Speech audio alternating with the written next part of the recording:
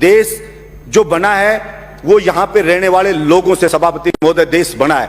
अगर वहां के लोग खुश नहीं है, अगर वहां के लोग संतुष्ट नहीं है, तो वो देश कैसे खुशहाल हो सकता है? सिर्फ झूठे नारे लगाने से, झूठी बातें करने से कोई देश खुश नहीं हो जाता। सभापति महोदय, किसान पढ़े, अलग अलग बॉर्डर पे पड़े, 2 मिनट में कर रहा हूं सभापति महोदय, अलग अलग बॉर्डर पे पड़े, बच्चे उनके बैठे हैं, महिलाएं वहां पे बैठी हैं, विनती कर रहे हैं बेचारे कि साहब ये 3 जो बिल बर्बाद हो जाएंगे, हमारी मंडियां बर्बाद हो जाएगी। प्रधानमंत्री जी इन तीनों बिल को वापस ले लो। और प्रधानमंत्री जी को इतना अहंकार हो गया है कि मैंने जो बिल ले आया, भला उसका विरोध किसी ने क्यों कर दिया? उस अहंकार में वहां कीलें लगा दी जाती हैं, वहां पे ऐसे ऐसे बैरिकेड बना दिए जाते हैं, वहां पे ऐसे लगा जैसे पाकिस्तान की कोई सेना अटैक करने आने वाली हो, उससे ज्यादा वहां पे सुरक्षा के इंतजाम करे जा रहे हैं। सभापति महोदय, मैं ये कहना चाहता हूं, विनाश काले विपरीत बुद्धि, किसी भी राजा का आ जाता है ना, विनाश आ जाता है, तब वो इस प्रकार का एक्ट करता है कि मैं जनता की मांग को नहीं सुनूंगा, मेरा करना है जो कर लीजिए। चाणक्य ने भी कहा है कि अगर वास्तव में जनता विरोध में आने लगे,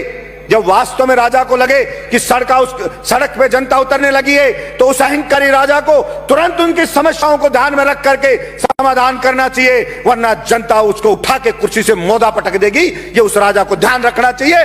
मैं कहना चाहता हूं मेरे इस सदन से कि नरेंद्र मोदी जी को भी यह अहंकार करना चाहिए। ये जनता उठा के ऐसा पटक देगी कि वो कल्पना भी नहीं कर सकते। और वही लोग जो आज मोदी मोदी कर रहे हैं, जो आज जयकारे लगा रहे हैं, वही उनको गाली देते हुए नजर आएंगे कि इस मोदी के कारण हम बर्बाद हो गए, सब कुछ लुट गए, जनता की गालियां खा रहे हैं। वो सब के सब कहना पड़ेगा। सभापति महोदय, भाड़े के टट्टू रख रखे, सोशल मीडिया पे रख रखे हैं, वो मोदी मोदी करते हैं, वो उसकी बढ़ाई करते हैं, वो बढ़ाई करते हैं। और मैं कहता हूं ऐसे ही चाटुकार, और कुछ चाटुकार होते हैं, वही उसको मरवाते हैं, वही उसको बर्बाद करवाते हैं। और यही हश्र आप देखना सभापति महोदय, ये केंद्र सरकार का होने वाला है। इसलिए मैं तो मांग करता हूं यहां से कि नरेंद्र मोदी को हाथ जोड़ करके और सर झुका करके और माफी मांगनी चाहिए देश के किसानों से कि मुझसे गलती हो गई, मेरी मति भ्रष्ट हो गई थी, मेरी बुद्धि भ्रष्ट हो गई थी, इसलिए मैं अहंकार में आ गया था और मैं माफी मांगता हूं। मैं इन बिलों को वापस लेता हूं और एमएसपी पे पूरी फसलों को खरीदे।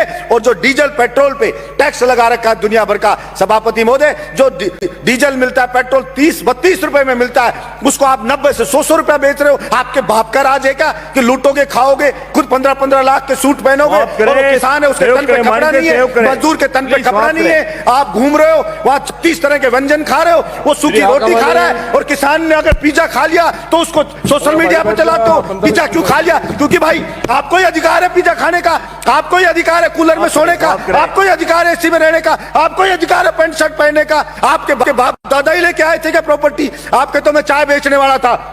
मैं पूछना चाहता हूं नरेंद्र मोदी जी, कितने चाय बेचने वाले 15-15 लाख का सूट पहनते हैं? और वो किसान है, वो कल भी फटी धोती में था, आज भी फटी धोती में था। फिर कहां से आप जनता के तेजी हो गए? आपने मूर्ख बनाया, भावनाओं को भड़काया जनता की को, और आप जनता को भड़का के वहां बैठ गए। और इस बात का पाप लगेगा। और आपको मैं तो कहता हूं कि देखना, इसी जिंदगी में रहते रहते आपको सजा भुगत के जानी पड़ेगी। ये मैं आपके बीच में कहना चाहता हूं। धन्यवाद सभापति मोदी।